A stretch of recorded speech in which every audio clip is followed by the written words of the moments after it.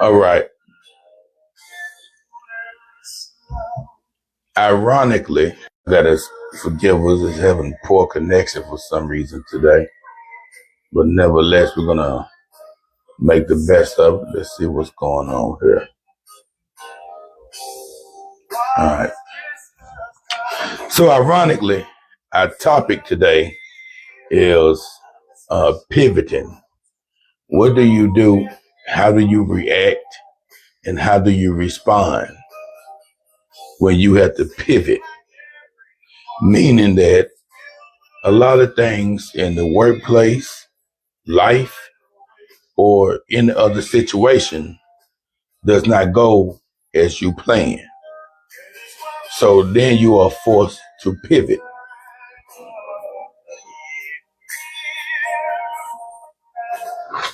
So with that said, a lot of people have problems when trying to pivot. It throws their work day off. It throws their work life off. It throws off a lot of things. So on today, it was ironically that Antonio Brecht and myself, we was going to talk about pivoting in the workplace. And it's funny, he had to go to a facility in East Tennessee because he had to pivot. The director at one of his facilities was out with COVID, sick or something like that. And then, had to make sure the program was ran and everything and staying late. And so just kind of threw everything off. But when you realize that you have to pivot, you got to do what you got to do to make sure that everything is okay. So therefore, it forced me to pivot. So now y'all got me all to your little self. So feel free to ask any questions, any comments, any concerns, and I will answer at least to my best of my knowledge. It's free. Put it out there. Feel free. Put it out there. Anything that's on your mind. If you want me to sing for you, let me know, and I will sing for you. Whatever's on your mind today, ask. I got you. We're going to make it do what it do.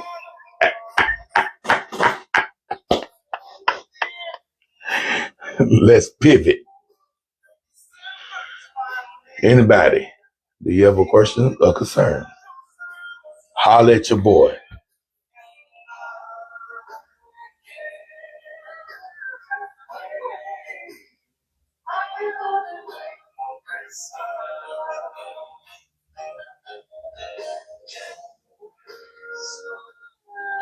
I will share with you that a lot of times, especially when working in the juvenile corrections or residential or even the group home population, I have to say that every day was almost a pivot for myself and leadership, as the goal is to schedule. And anyone know me, I like to schedule more than enough people, just in case somebody don't show up, you're already covered. But there comes times that no matter what goes on, you have to prepare yourself to do more than you expected. And that's okay because you're the leader. And as the leader, sometimes you have to go out there and get your hand dirty. And you can't be afraid to get your hand dirty. But it shows your staff that you don't mind getting down there with them, guiding them, showing the expectation, sometimes talking with them, giving them policies and procedures and why things is what it is. And a lot of times the staff really appreciate it because they see it from a different perspective.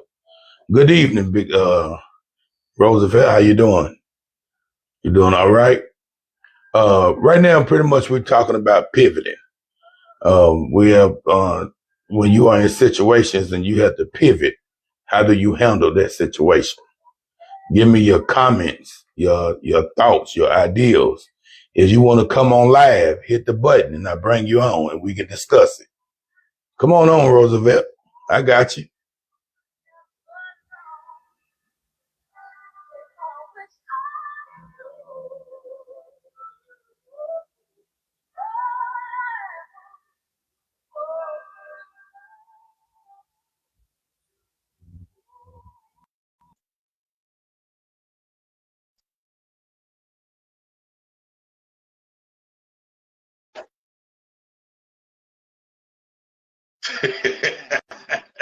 Roosevelt said, no, not me. Not today. That's all right, good Reverend. But yeah, you have any questions, concerns, holler at me. Talking about pivoting. You can even text me your comment.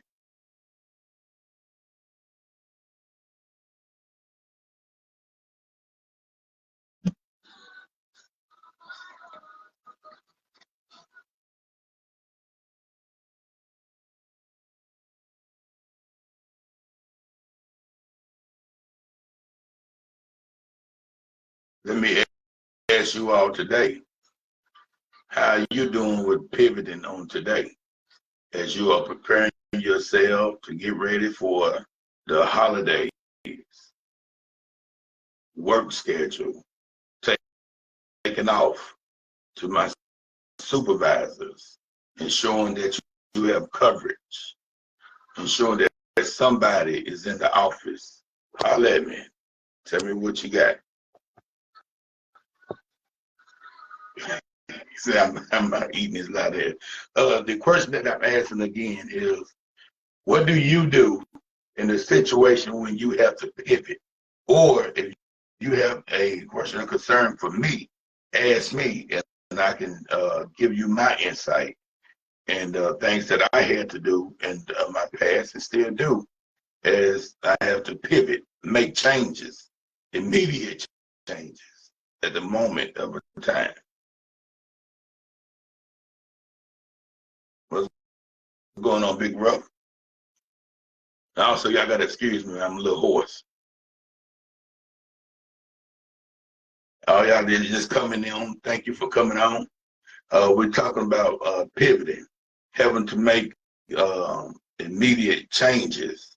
Going, you was already set to go in one direction, but because of something that just happened, you had call outs at work or something in life that just happened, you was forced to make a different, you had to go in a different direction.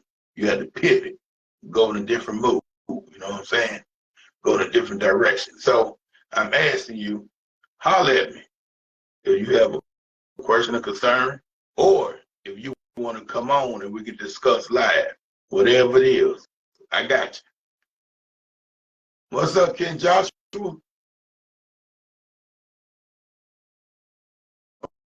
Hope everybody's preparing themselves for the holiday, man. This is today is a pretty much a freelance day for you all that just came on. I was just discussing with everybody earlier the whole topic, and this is ironic. The whole topic was pivoting with my guest on today. But my guest got caught up in some things, had to travel to another facility outside of the Middle Tennessee area. And because one of his directors was sick and he was forced to cover that region for the next 2 days. So it was just ironic. We was talking about pivoting, having to make changes and make sure you have coverage. And sometimes in this position, you just have to be in the building. You know what I'm saying? Thank you, Ken. Yeah, thank you for saying it is a great topic. It's real. It's real to most, and it's real to many dealing with pivoting. If you have a question, you have a comment, you have a concern, I'll let your boy. I'm here for you.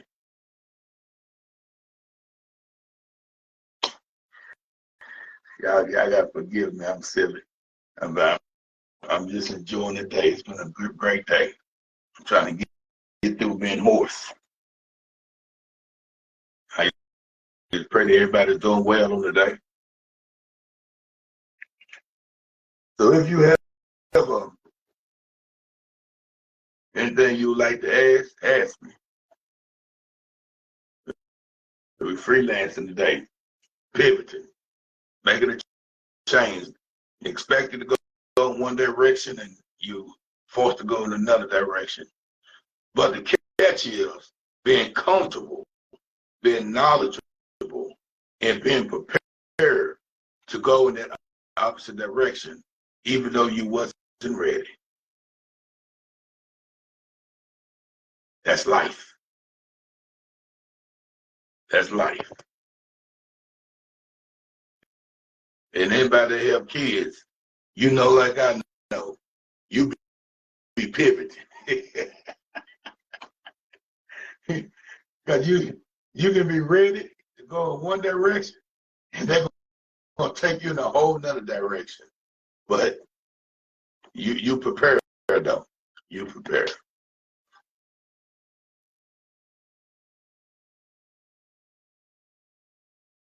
In the comments, in the questions, in the concerns.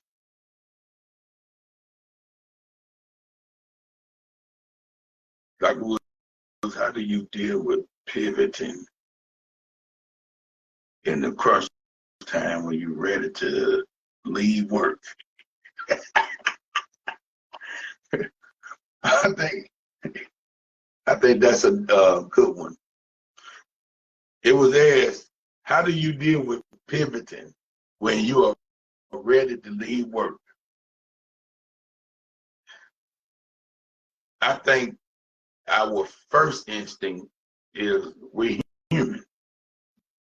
We're going to be like, man, I can't believe this, because when you're ready to walk out that door, you always prepared and you're ready to do things, no matter what.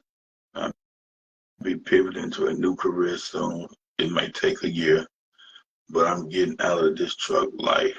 Like I tell you, hey, big dog, do what you got to do, bro. Hey, when I come back with the question that was asked, you done it for a while, and the thing is, you did what you had to do. You took care of your family, and now you at that level that it's okay to start a new career. Sometimes I tell people it's good to leave one job, one career on top. It's good to leave when they want you. It's bad to leave when they want you gone.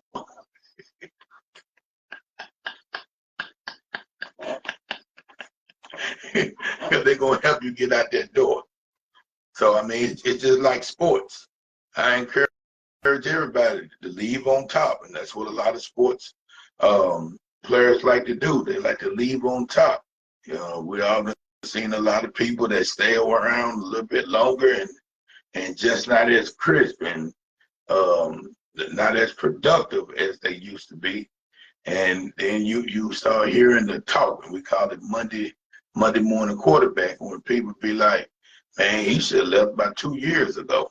I know my brother talks about, Dallas Cowboy fan, and he's a diehard fan. Man. He talk about they should have got rid of Dak over 5 years ago. But hey, that's what he feels about his team. But on a serious note, individually, you got to move on top. You got to prepare yourself, and most importantly, you got to have a plan. And I like that in that situation, Ruff. You always talked about having a plan and making it do what it do. And then sometime with that plan, you look up, you at that day, time to move. That's how I was walking away from the children's service industry for 27 years. It was my second nature. But for me, I was like, I'm gonna let the young folks have it. I done did my thing. From residential to group homes to secure lockdown to hardware secure lockdown. I done it all, from case management to a juvenile corrections counselor to residential group home supervisor, all the way to the director of operations security for the detention center. Did it all. But the thing is, I knew it was time. There was other things that I wanted to do. I wanted to finish school, and I wanted to get focused on that next level of life. So I tell you all, prepare yourself to pivot. Things it's like basketball practice. Um, you can pivot. Pivot is not walking. It's just allowing you the opportunity to go around to see what other opportunity is around. Yeah, I like that. Every other opportunity to see what's around you. So that way, when you get ready to make a decision in the game of basketball, you can decide to shoot, pass, or dribble. Then, if you already dribble, you know you can't dribble anymore, but you can still pivot to look around, and you still got the opportunity to shoot or pass. Enjoy it to the point where you can pivot and make decisions. Don't put yourself in a situation where you can no longer pivot and somebody's making a decision for you.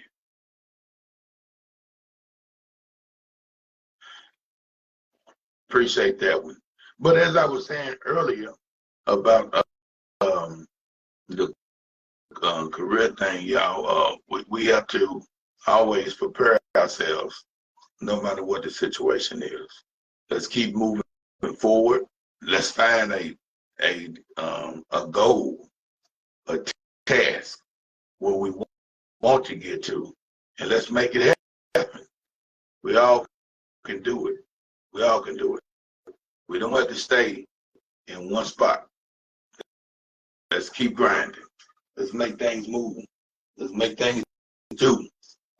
Make it do what it do. Make it do what it do.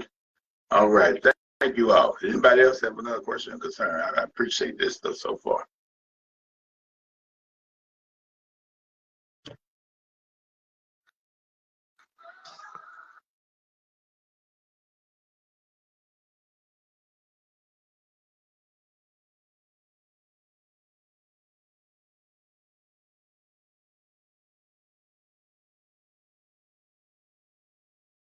Let me ask you something.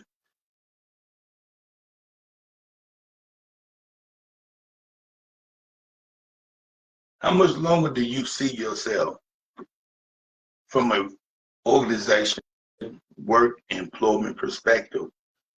How much longer do you see yourself doing what you're doing? Just to any one of you all.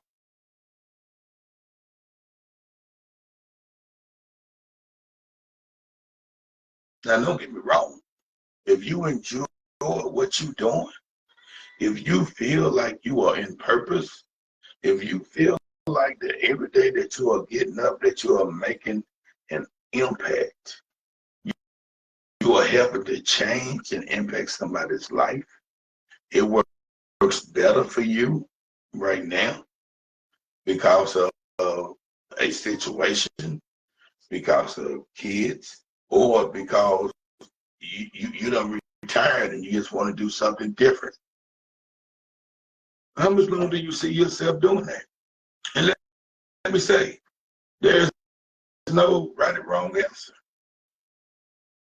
It's your plan. It's your goal. It's your world. It's your life. Are you ready to live it fully? Continue to take ownership of it.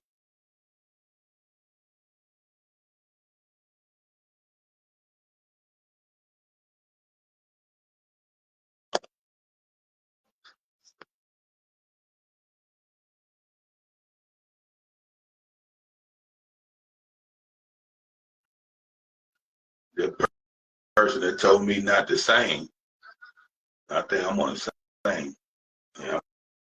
call that person out and tell her the same.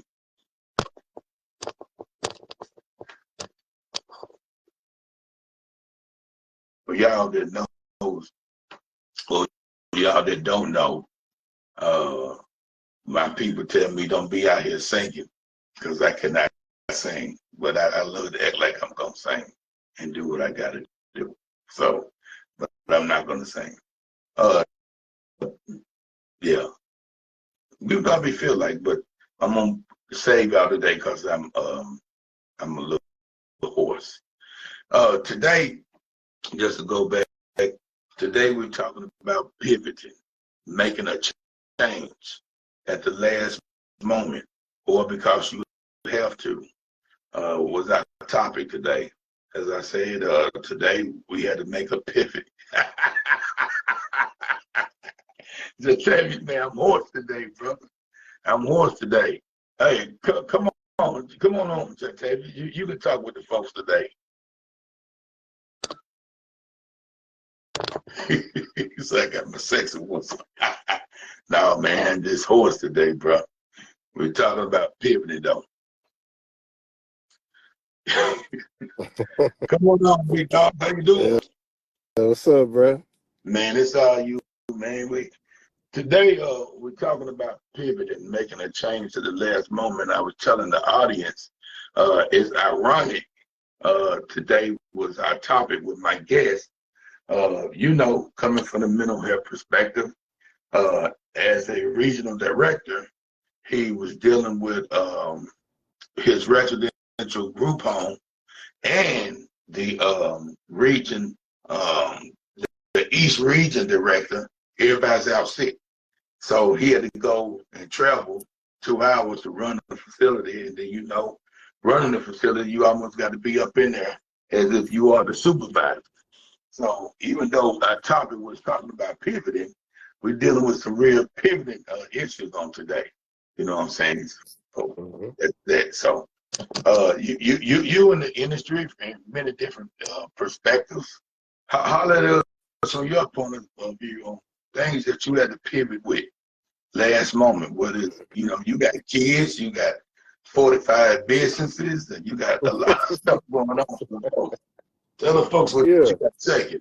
Yeah, I mean, humbly speaking, man, I'm even pivoting now, just doing a lot of things and learning, as you, for me, and you as well as a man, just Right. learning how to balance life, time with your family, time with your loved ones, and still providing services that are meaningful to your clients. So for me, I'm pivoting in life, telling myself that trust issues can't be an issue anymore. So I got to start blessing other people to, assist me with not just in business, because it's therapy for me. Doing a lot of businesses, that's therapy, just Right.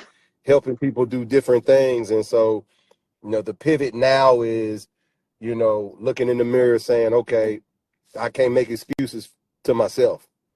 I can give them to other people, but I can't give them to myself. So I'm doing my best to pivot by allowing and or blessing other people to be a part of something that I think is great, teaching them everything that got me to that point, rather than just having them as a worker. Yeah. You know what I mean?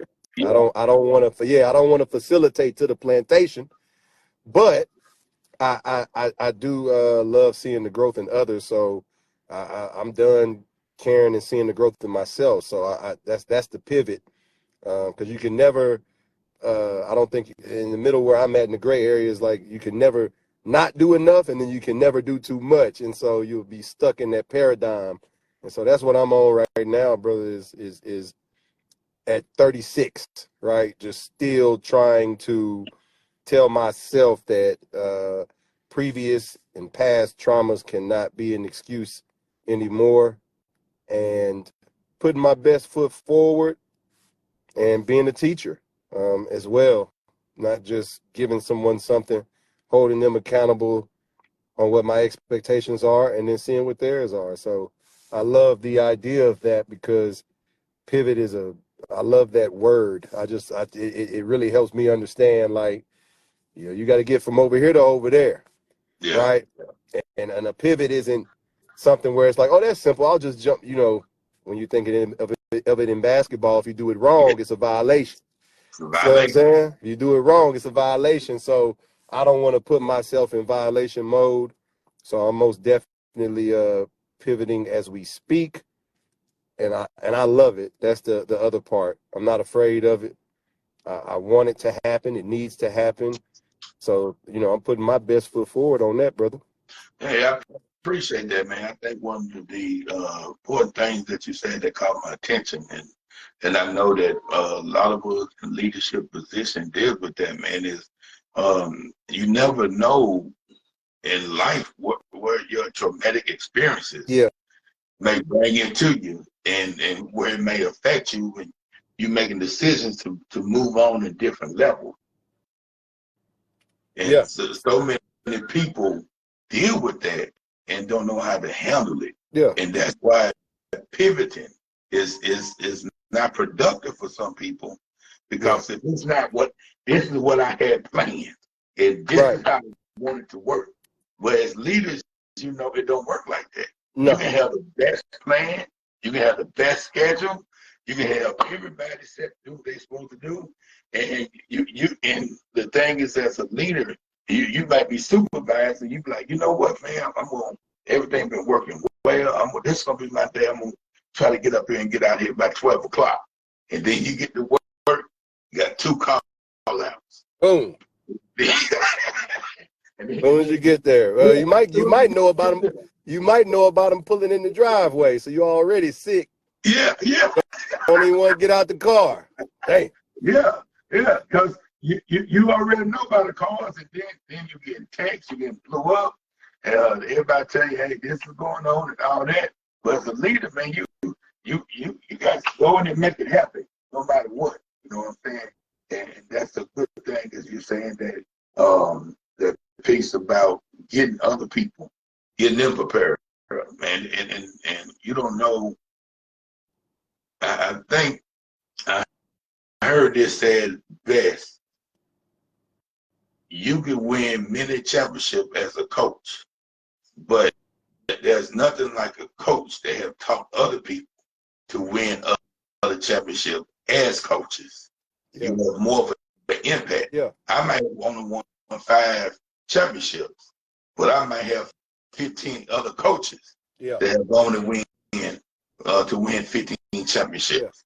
Yeah. And so to me, my 5 make 15, I There got 20. you go. You get a piece of that. Yeah, you get a Yes, piece of that. it's a piece of that. And it's Yeah. almost about the importance of business collaborations. People Yeah. don't know. Shaquille O'Neal said it best. He said, "My thing is, I didn't get like this on my own. I got Yeah. like this from Oh yeah. collaborating with people where I understood I don't have to be the face. I ain't got to be the one running the business. I just make sure I get my percentage and know what my That's percentage is." it. That's it. Ain't nothing wrong. It's a humble, and what you're speaking about is what I tell and explain to people that I might mentor that start businesses is that, you know, uh, where I am now and the success I've had was just being humbled by myself because I'm a creator, but I love when people come to me for my insight and my perspective because they realize it's easy for me to give them insight, right? But they don't know how much it does for me and my pleasure to know, I'm thankful you wanted my advice and that's my little piece, even if they don't win a championship. You Right. know what I mean? I just Right. love the fact that they value the thinking mechanisms. And it's crazy because obviously we've worked at one place, we've shared a place where we've worked in Rest Daryl's Soul. He used to tell me all the time, he's like, bro, you've always been different. And he said, I need you to lead this facility. And I used to tell him, I said, man, if you put me in the spot you in, we'd probably have two workers. Cause Right. him, he was smooth on the go. I'm in the trenches, bro. If they ain't ready for it, they gotta go. Yeah. Cause this is life or death. Yeah. Critically speaking, with what we were dealing with at that time. And so, I worked, and this is right after you left. I shot up so quick. to the top of the ladder because I'll never forget. And you don't remember, I know. Well, you may not, but I'll never forget when I first started. You was rest my boy Biscuit Spirit as Yeah. well. He was standing right there. You was sitting down. You was like, "Hey, Biscuit, he been in a hole yet?" He was like, "Nah." And you didn't even really know me as well then, right? So you were like, Right. "Okay, I know you about it." And then Biscuit kind of looked at you like, "Nah." Then he looked at me like, "I know my guy though." You know what I'm saying? So, but he knew you didn't know, and he knew I knew, and it was kind of like he knew I was gonna say, just like coming into the organization, you gonna have to kill me. So when Daryl seen that was my mentality, he was like, most people don't even come to work with that mentality. Yeah. And I'm like, well, you got to remember, man, some of these kids I'm working with, they don't like mom or dad, so I got to earn their respect. I'm not saying because I work here they need to respect me. Yeah. You don't even like your mom and daddy, Yeah. so I got to Yeah. earn your respect. I mean, figuratively speaking, No. because you got to respect my authority. But my mentality was always different because I'm not going to dread coming to work. I like the smoke. I like it. I like pulling up in this chaos. Because when it's peaceful, I get Yeah. nervous. I start Yeah. shaking. I go start something myself. You know what Yeah. I'm saying? Because But then you become familiar with the chaos. But he always used to groom me mentally and say like, man, you need to take this part. You need to take. I'm saying, man, I done told you, and I'm being honest. Like if you give me a leadership position, and the person that I know doesn't take this job as serious as they should, not what I want, as they should, I'm gonna find every way to advise them of living in whatever their truth is. The first positive conversation, and then this may not be for you because there's days this is going to be your worst day out of your entire life, and then there's some days it'll be your best. But it's like you just said though, some people run away from the pivot, and then that's a travel. So the travel. you got to be able to withstand the storm, and working in mental health, as you know, man, you got to be. I always said this. I'm sure you may have or may not have, as someone who worked his way up and had to train people. You have to really tell yourself, I got to be wired for this. I, I I mean, some people would disagree, but to work in mental health, you have to be wired to do it. In my opinion, it's not something you pick up and become good at, depending on what level you're in, right? Whether it's residential, group home, acute, because you could get by with certain fashions. But for me, I believe it's you have to be wired. How people say I was put here to do this type thing. I mean, me and you both have seen. I mean, you've seen thousands, I'm Yeah. sure, and well, working at OPI, I've seen thousands too. But well, you've seen tens of thousands. But it's and it might have been a good person, but when you putting your own life at risk to help better someone else's, man, that's the sacrifice. And not everybody's ready for that. Man, let me tell you something. You, you just spoke a million words all in 3 seconds. And I tell people all the time, especially coming from the juvenile correction perspective, every day you walked in that place, you putting your life at Oh, risk. that's for And, sure. and I told them, if you can't come to work serious, I'd rather not have you. And Yeah. when you said that thing about it's going to be your best day or your worst day, if I look at my head and I already tell myself I can let this person go, and I can tough out the next 2 weeks until I get this schedule rearranged, I'm going to do that because I got to make an impact Yeah. immediately. I need And soldiers. I need soldiers. and Straight and, up. and what, sometimes having a body is not good enough. You know Yeah. what I'm Yeah. saying? And then you said the most important piece about that is a lot of time in dealing with a lot of these kids from corrections, man, the end of all was about the level of respect. Yes, Did sir. these kids respect you? Yeah. And my thing was, y'all don't owe me nothing. I'm gonna respect you. I'm gonna give you guidance. I'm gonna give you your rules, the policies, and everything, just like I do with the staff. And I expect you to follow them. Yeah. And what I realized with a lot of the things that went wrong in those detention centers, man, it was always somebody that was trying to undermine the directions. Right. It was never the kids. Right. It's the Right. staff Yeah. that were trying to make their job a little bit easier. No. But these kids wanted structure, man. And I do this training thing, especially from a detention center. If I get in there and look at what's going on, I can show them, I can show staff how you can tell if the kids are comfortable with what's going on, or if the kids are in a flight, ready to erupt at any moment. Because you have to be able to read you got to read them, and the kids will let you know, what's going on. You just got to be able to catch the context clues. So a lot of times in those situations, man, when it was dangerous because that's what the staff allowed. Yeah, What they the set the staff tone. was sneaking in, what they was bringing, and so hey man, that's my thing, man. If you gonna make my job more difficult, not because I gotta stay another 4 or 5 hours, I'm with that pivot, Nah. but because you making it dangerous for me. Yeah. You know Yeah. now, that's why I have an issue. And I tell people I don't brag on it.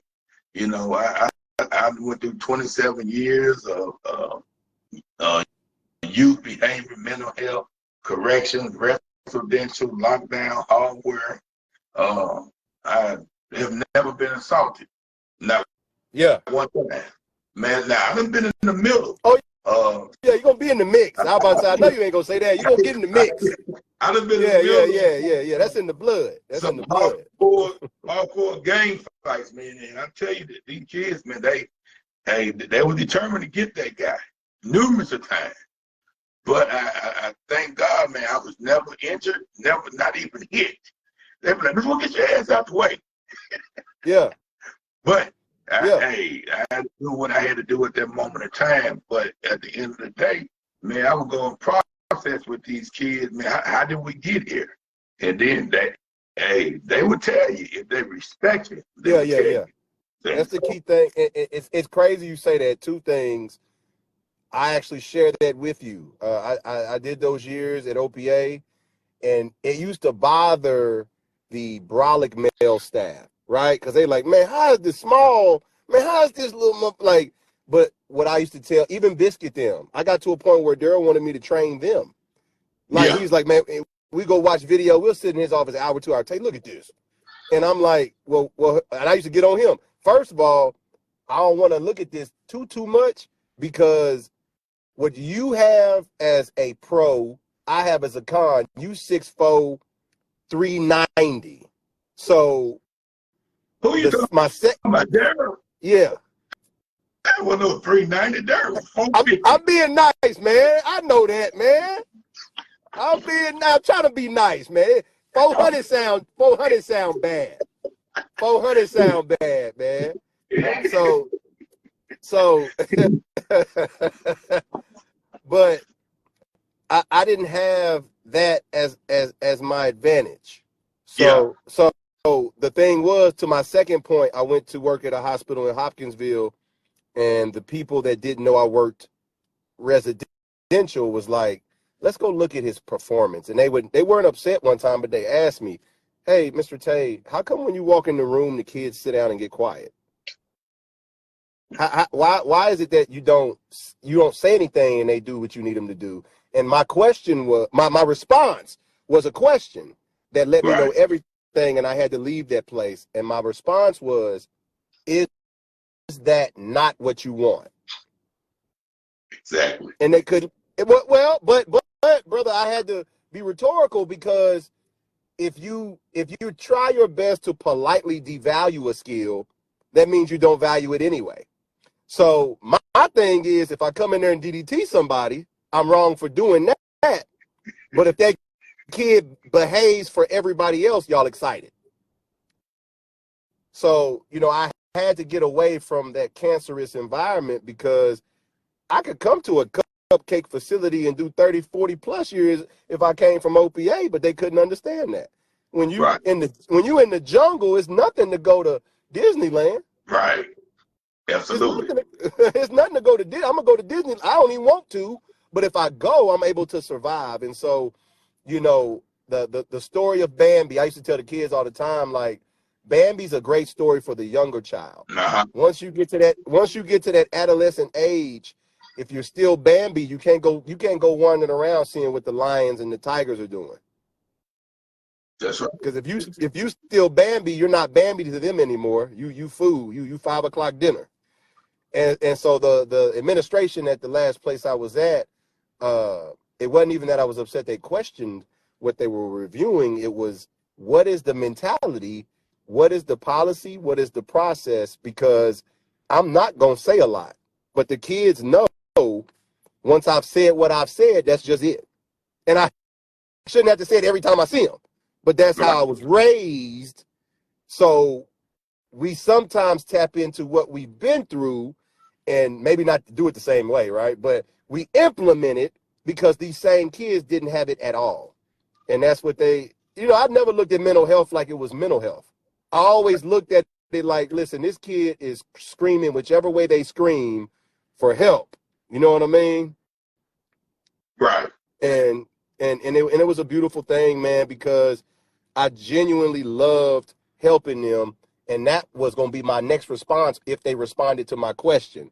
When you do it genuinely, and it may take some kids longer than others, Absolutely. but when you do it genuinely and they know it's genuine, they respect it. Yeah. Yeah. And then the thing is, man, when you put in an environment or you generally doing things, and I tell people this is the most important thing from a leadership perspective, the same behavior modification management plan that you have for the kids, you need that same plan for your staff. Yeah, man, that's Hey, funny, but very, very true. It's true, funny man. though. Hey, man, let me tell you something. One of the things we used to do at the detention center, man, and we just little small stuff, man, we would implement Munchy Monday. Munchy Monday. And I had a refrigerator in my office. And we had snacks in the cabinet, hot pockets in the refrigerator and freezer, a juice, a drink, or something like that. And then when they would go on their break, hey, it's Monday. Come get you something. Man, they come down there happy to get it. And just other things, when the kids earn their rewards for that week, and when you're trying to get them out, the kids want to get their rewards, but the staff won't look for it at that same perspective, man. And I tell people all the time, the same modification, same behavior management system, it works on the adults as it do the kids, man. It's crazy. It's crazy. I mean, you know me personally. Very serious person. I love to have fun. Some people don't believe that. But I used to say at OPA when I became a supervisor, and I was like, the kids had charts. And I come in when I was working third at that time. All right, this person on this person on this, you're going to need 17 more people to stay over. And at a point, I got to a point where I was like, all right, I can look at the kids' charts. Me and the nurse do that. Let me look at the staff chart. Let me look at the staff's chart. Because I'm like, when you start seeing repeated behaviors, you lean on thinking that's the kid. Yeah. But then if the kid does something different with me, different with you, you'll say, what is the difference? And it's what you're saying right now, right? Like, I never cared after a while to pay attention to the kid. You here for a Right. reason. So I could read up on that, deal with you. Let me see when you're at your worst how someone else deals with you. And I appreciate your Miss Christie work there. She was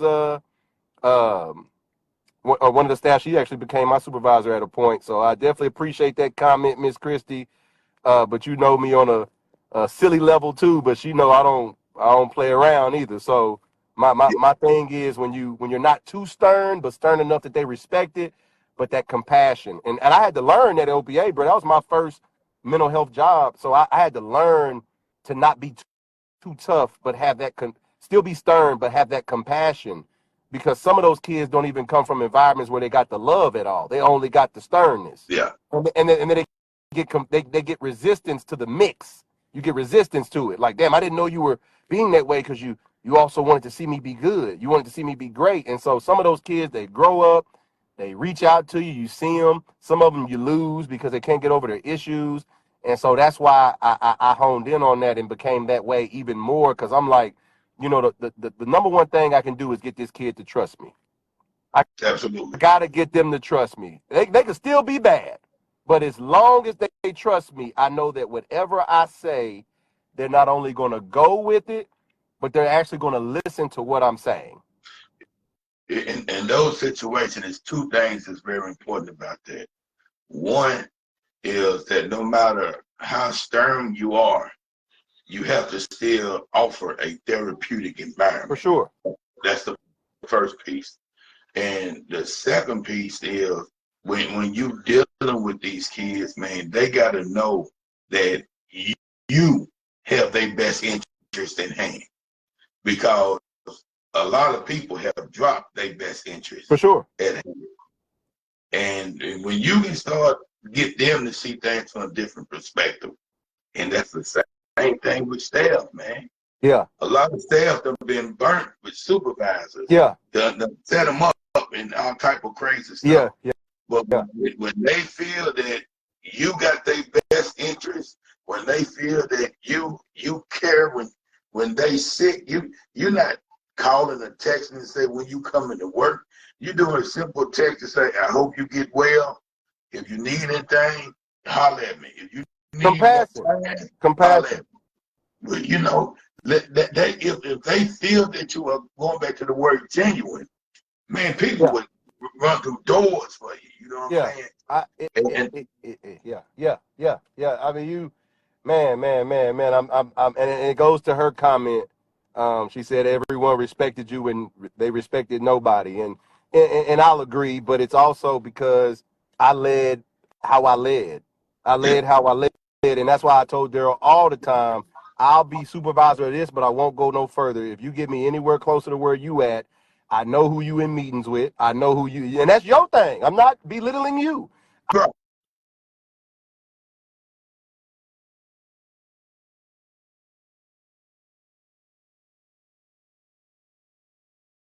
You break it up, big dog.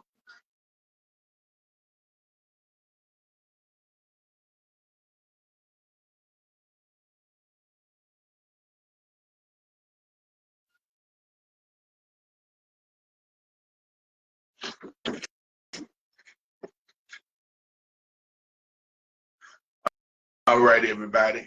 We're about to wrap it up. I thank Brother Jatavius for joining us tonight. I thank you all for coming in with your comments. I thank you all for asking. I thank you all for being here. Our topic today was pivoting. What to do when you have to pivot and make a change at the last moment?